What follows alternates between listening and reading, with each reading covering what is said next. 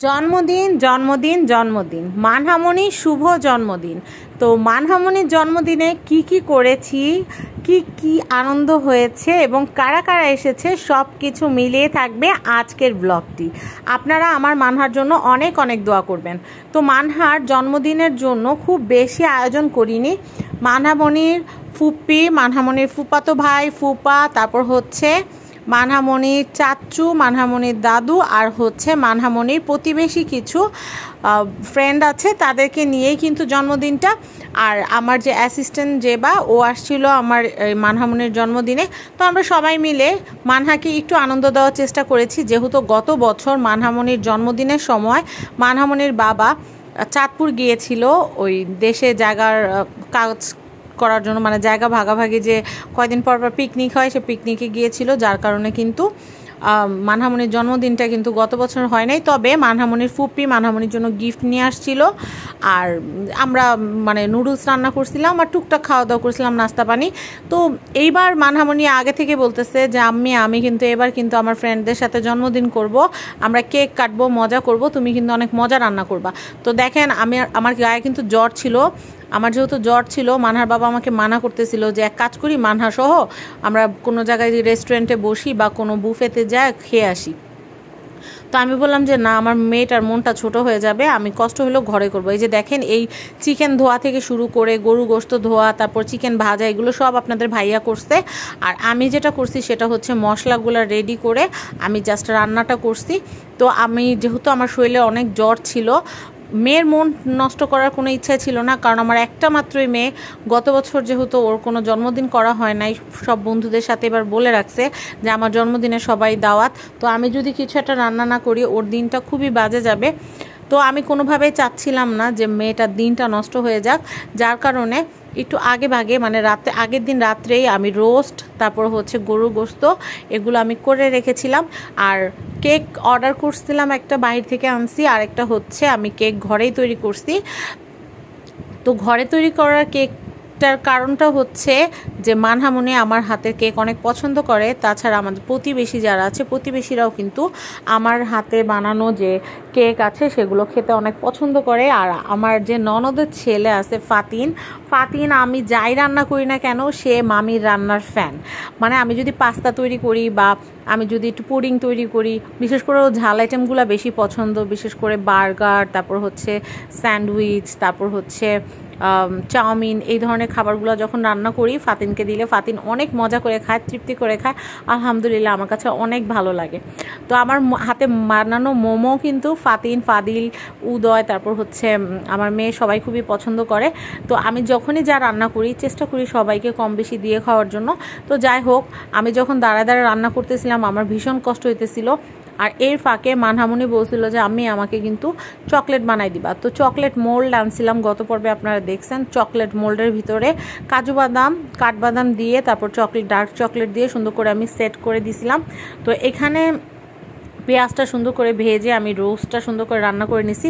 আমার মেয়ে আবার রোস্টে আলু খাইতে পছন্দ করে। অনেকে বলবেন রোস্টে আবার আলু কে খায়, কিন্তু ভাই আমার বাসায় আন্ডা বাচ্চা যেগুলো আছে এগুলা রোস্টের আলু অনেক পছন্দ করে।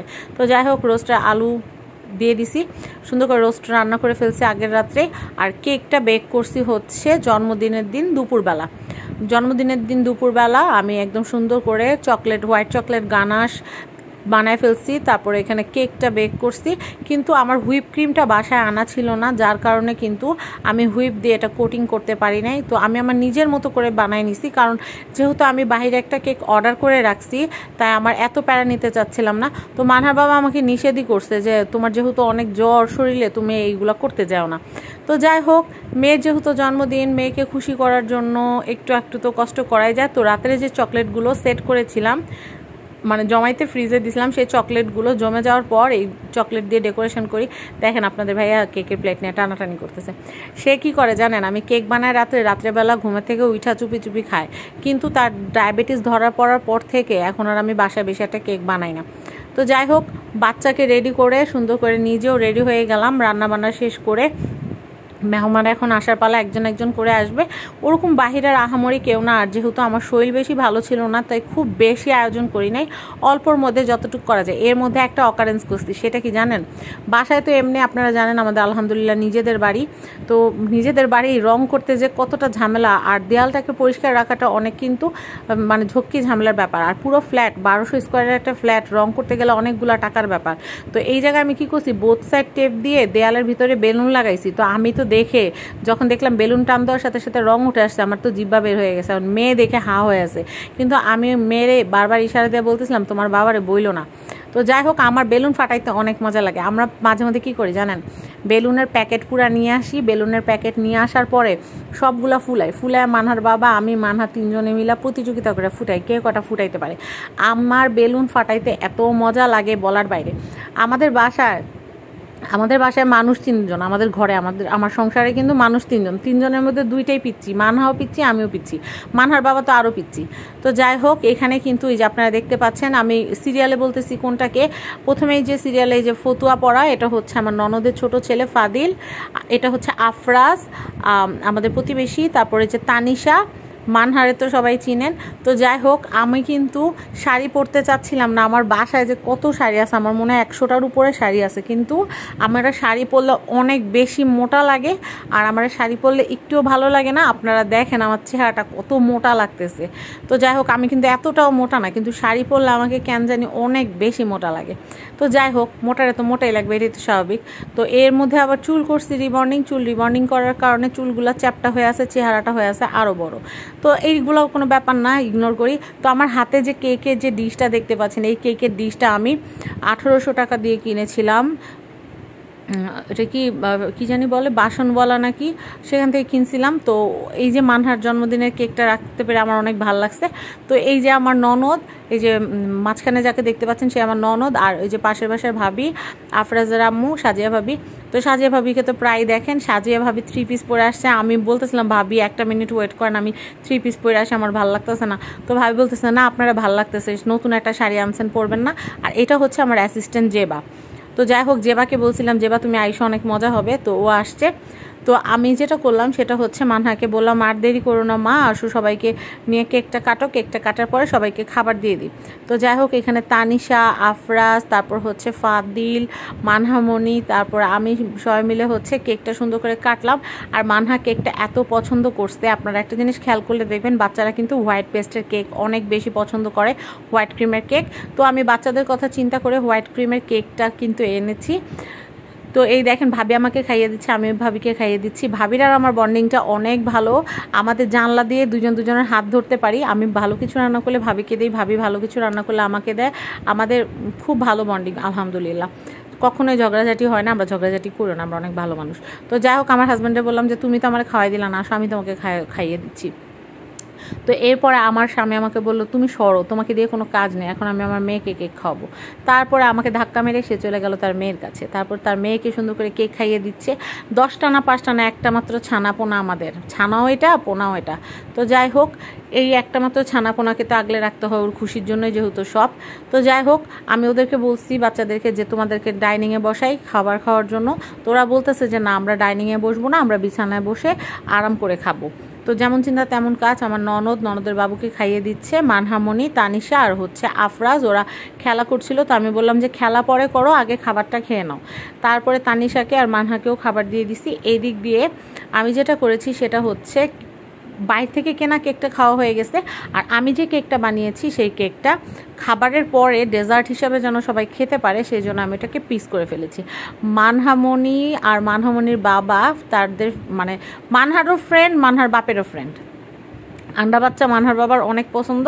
এই রাস্তার মধ্যে যদি কাউরে দেখে যে খেলতেছে, ওদের মধ্যে কাউরে যদি খেলতে দেখে, চিপস কিনে দিবে, আইসক্রিম কিনে দিবে, এইগুলো করবে, মানে কোলে করে নিয়ে আসবে এরকম।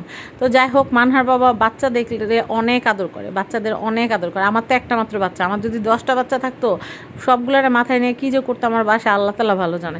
তো যাই হোক, আল্লাহরই সব ইচ্ছা, আল্লাহ একটা বান্দা দিয়েছে আমাকে, আল্লাহর খুশি।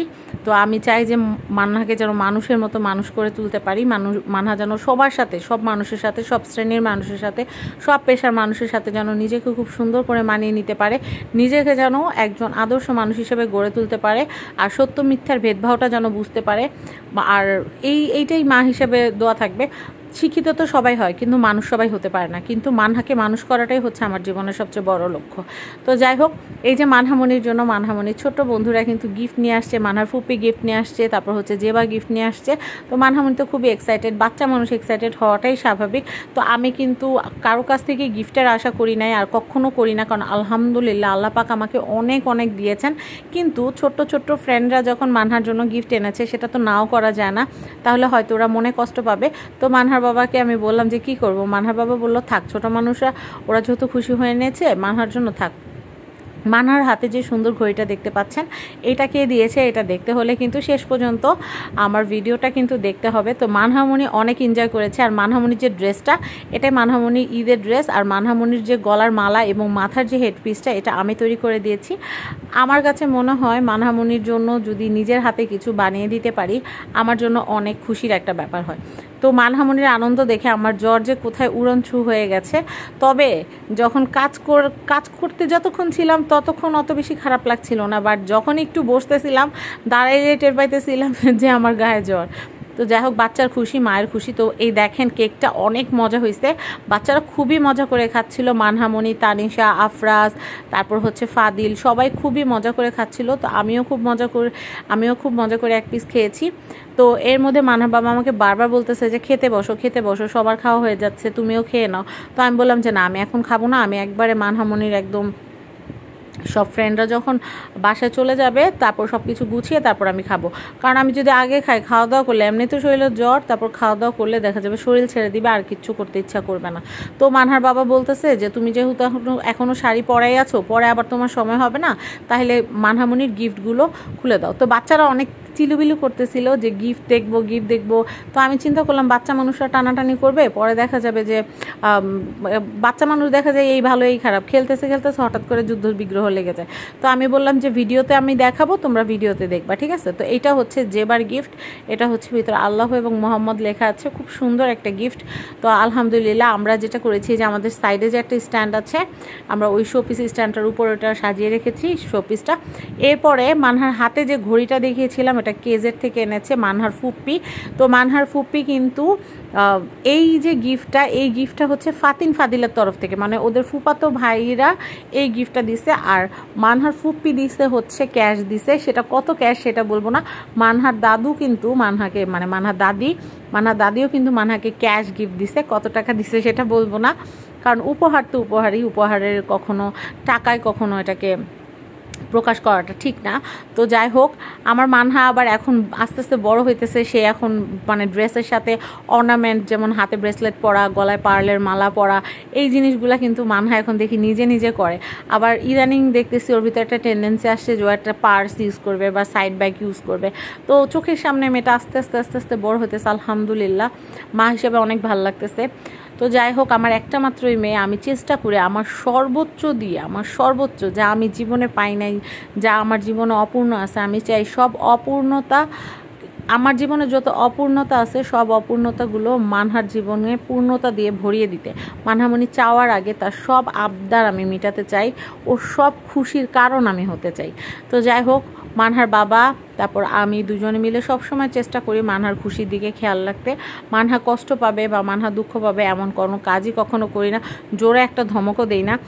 মানহামনির একটা জিনিস আমার অনেক ভালো লাগে, বললে আবার মুখ না লেগে যায়, মানহামনিকে পড়ার জন্য বলতে হয় না। আলহামদুলিল্লাহ এবারও মানহামনি অঙ্কে 100তে 100 পেয়েছে, বাংলায় পেয়েছে হচ্ছে 97, আর ইংলিশে 3 নাম্বার কম পেয়েছে। সেই জন্য আমার মেয়ের মন ভীষণ খারাপ ছিল। তো যাই হোক, ছোট ক্লাসে এই নাম্বারগুলো কোনো ব্যাপার না, আস্তে আস্তে যখন বড় হবে। তবে একটা জিনিস দেখে ভালো লাগে, শুধু অঙ্ক সাবজেক্টটা আমার কাছে করে, কিন্তু এছাড়া অন্যান্য সব সাবজেক্টগুলাই ও নিজের গরজে নিজে পড়ে। আমাকে যখন কোনোটা উচ্চারণ করতে না পারে তখন এসে বলে যে মা এটা পারতেছি না।